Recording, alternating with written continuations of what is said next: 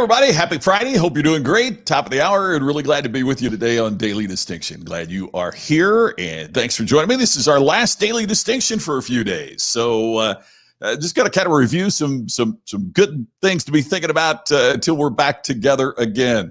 I am not going to be back until November the 9th. So this is our last Daily Distinction until November 9. I will be checking in occasionally, but Tammy and I are going to go on vacation. And let me say, first off, thank you very much to Sean. Tammy's brother comes and stays in our house, lives in our house while we're gone, and takes care of pups and takes care of the house. And we really, really appreciate that there's somebody here all the time. So that's always good. So thank you, Sean, for that. Thank you if you're watching on the replay. Thanks to everybody checking in.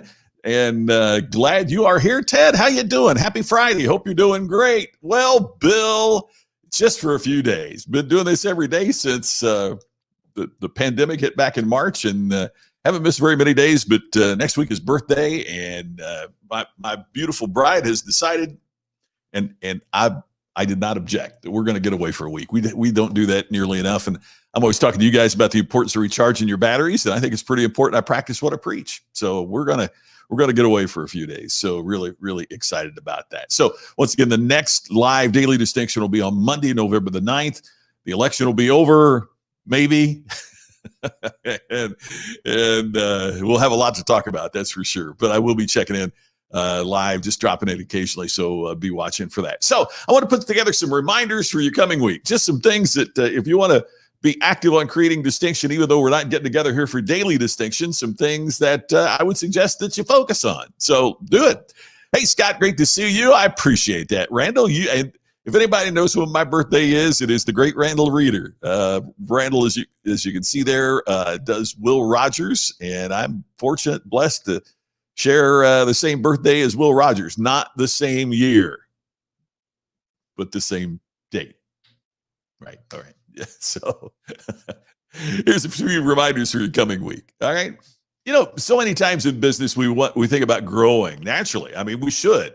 Entrepreneurs should think about, how do we grow our businesses? We should all be thinking about, how do we develop? How do we expand? How do we sell more? How do we serve better? All of those things are always on our mind anytime that you have a business. As a matter of fact, it should be that way no matter what business you have. You don't have to be an entrepreneur to think that way. You could be selling a particular product or service in a territory. It doesn't matter what it is. We want it to grow, but it's counterintuitive how we make that happen. I want to suggest to you, don't think about getting bigger. First, think about getting focused. Be less to have more. Now, I don't mean less personally, but I mean tighten the focus. We've talked about it here before, but one of the first things that Steve Jobs did when he came back to Apple was slash a number of the products that they were selling. Basically, they had a consumer desktop and a professional desktop. They had a consumer laptop and a professional laptop, and that was it. He cut out everything else, from the printers to the peripherals to on and on and on, because before they could grow, they first had to get focused. And that's what I'm going to suggest to you. Before you grow, you first got to get focused. In other words, by restricting and becoming less, it enables us to have more. The first cornerstone of distinction is clarity, and that's part of how you get there, is by getting focused, first of all. So that's the first thing I would suggest. Hey, Weldon, glad to see you here. Oh, good. That's exactly what you're doing. I love hearing that. That's awesome. All right, so then after we get focused, here's an important question I think we need to be asking of ourselves. Are we serving our customers today exactly as we did a year ago? And if the answer is yes, that means we got some work to do, because the market has certainly changed. Customers have changed. The pandemic has changed us all in terms of how we shop and how we build and how we serve and what we do. So if what you're doing today is exactly what it was a year ago, you may be on a pathway to extinction rather than distinction.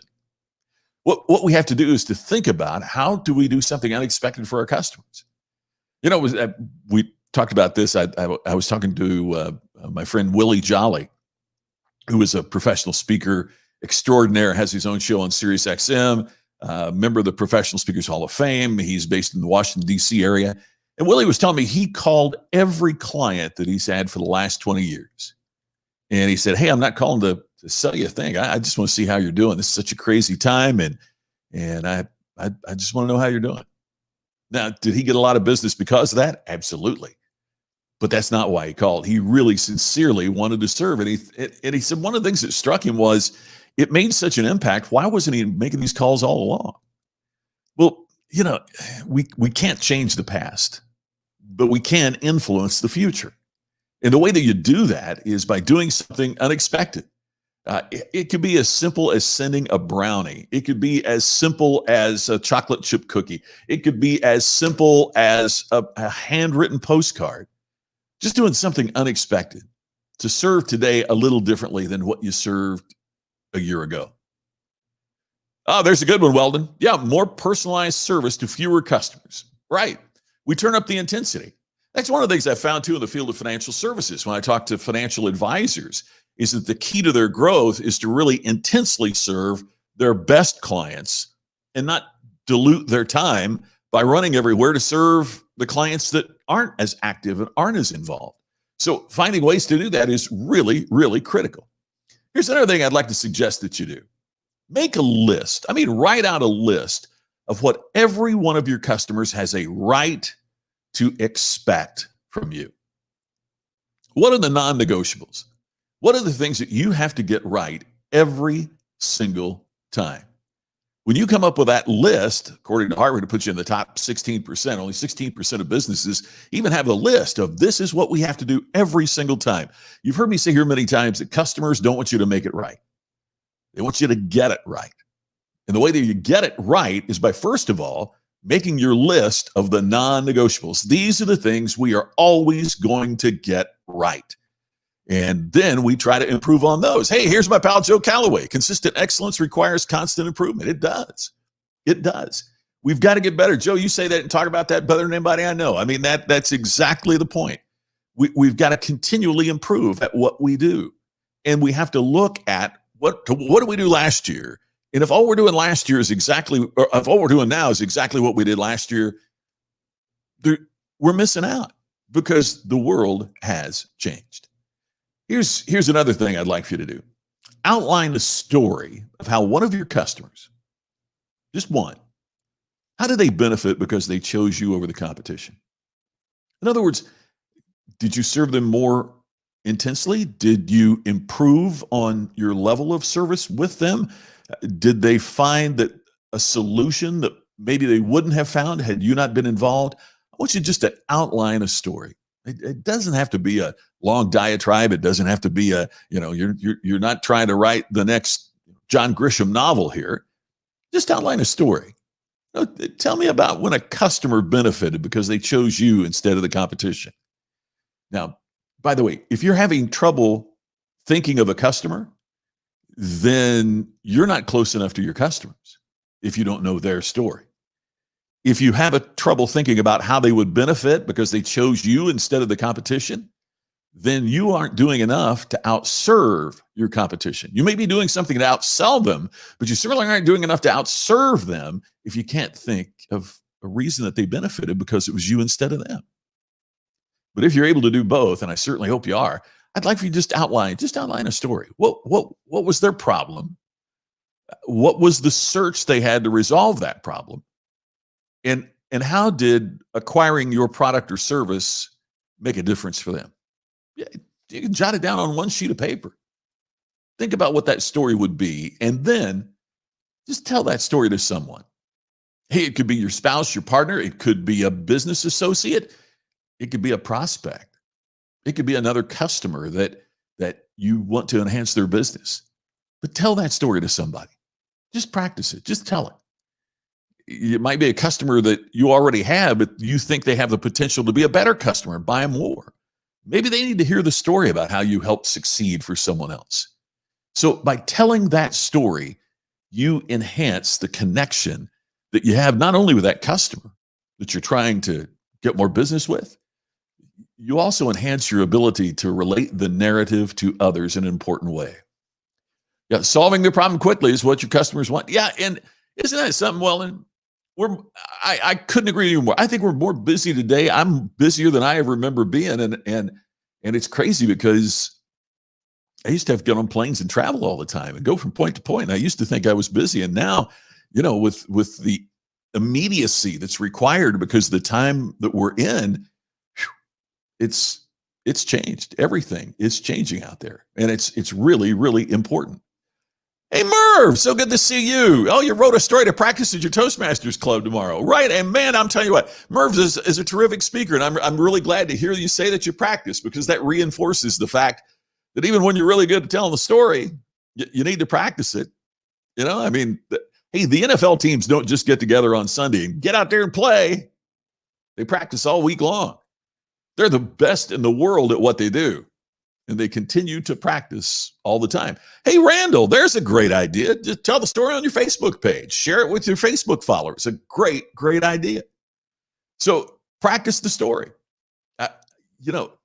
People say, how did you get to be a speaker? And I was so fortunate. I had so much good fortune along the way. Tammy always tells me not to say luck, because luck is just random chance. Fortunate is when you develop your skills, but you also put yourself in the right position. And so one of the ways that I was so fortunate was I practiced speaking like a lot of kids in high school practiced a musical instrument. I only remember a couple of nights, the whole 4 years of high school, prom night, that I didn't stand in my room and turn on a little recorder and practice 2 speeches every night. One was a prepared speech I was giving for a competition, either an FFA or some other speaking competition. I would practice that every night, and I would listen to the recording, and I'd work on it. I'd practice it every night.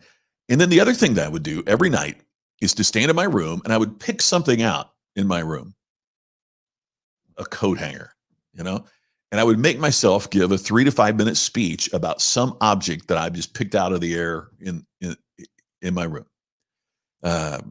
Coat hanger, pajama bottoms, bedspread. And I would make myself give a 3 to 5 minute speech about that, relating that to some topic, to teach myself the ability to think on your feet and to not be saying, or, or those things that you hear from a lot of speakers. So I love this, Merv. Yep. It's laboring under the correct knowledge. Yes. That's luck. Yep. So that's the key. It's incessant practice. So outline your story and practice it. Hey, there's Donovan. Good to see you, my friend. Yep, I'm really glad you took a couple minutes to join us. And there you go. You practice the story every day. And Donovan, you'll relate to this. Some of the best audiences I ever had was my rear view window and my windshield, right? Because the funny thing is that was before cell phones, right? So if you were talking if somebody passed you on the interstate and you were talking in your car, they thought you were crazy or singing along with the music. I was practicing a speech. Well, now you can just talk along in your car, and everybody assumes that you're on your speakerphone, right, on Bluetooth. So it's a lot easier now than it was then to practice in your car. So practice makes it. Practice doesn't make perfect. Practice makes permanent. And that was the reason that I listened to the recording on and on, is that I didn't want to get in bad habits. So just because you're practicing doesn't mean you're going to get better. You've got to practice to improve. And when you feel uncomfortable, that's when it's working. Hey, there's Carrie Lynn. Good to see you. That's a different profile picture. Look at you scaling that wall there. That's terrific. Great to see you. Thank you for being here. So those are the things I'd like for you to think about over the next few days until we're back together again on Monday, November 9th. Get focused before you try to get bigger. In other words, get centered on what really matters. You don't have to be all things to all people, but you need to be really important to a select group of customers. Do something unexpected for your customers. Serve them today differently than you served them a year ago. Make it a little bit better. As my pal Joe Calloway said, where'd it go? Right here. Consistent excellence requires constant improvement. It does. It demands it. It requires it. Really, really important. And then make a list. What does every customer have a right to expect from you? Because they've chosen you instead of the competition, there are some things that they absolutely have a right to expect. What are they? What are the things that you have to deliver on every time? Make the list. Outline a story of how a customer benefited because they chose you instead of the competition, and then get out there and tell that story to somebody. Practice that story. So, hey, Scott, thank you for saying that. I appreciate that. Thank you. You know the Crothersville story, absolutely. Hey, Debbie, great to see you. How are you? Thank you. I appreciate that. Good to see you.